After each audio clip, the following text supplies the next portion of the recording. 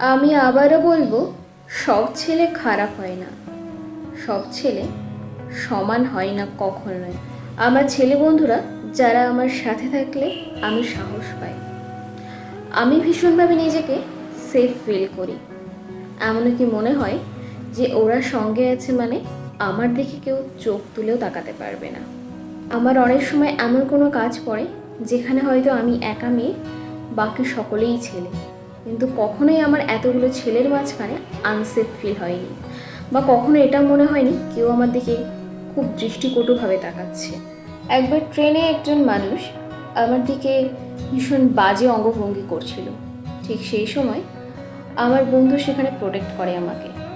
আমার বন্ধুটিও পুরুষ মানুষ, আর ট্রেনের ওই লোকটিও পুরুষ, কিন্তু এদের দুজনের মধ্যে বিস্তর তফাৎ।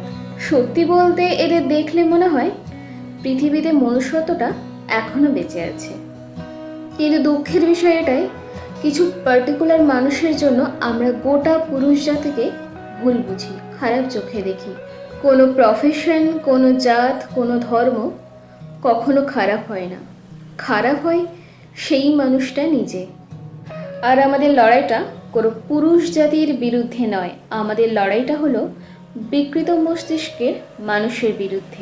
তাই বলি কি, খারাপের ভিড়ে হারিয়ে না গিয়ে একাই না হয় দাঁড়াও, অ্যাটলিস্ট কিছু মানুষ তোমাকে ভালো মানুষ হিসেবে জানবে। সোকল শিক্ষিত মানুষের থেকে আমার মনে হয় মনুষ্যত্ব বোধটুকু বেশি দরকার। মাস্টার, ডক্টর, ইঞ্জিনিয়ার এসব হওয়ার আগেও একজন ভালো মানুষ হওয়াটা ভীষণ দরকার।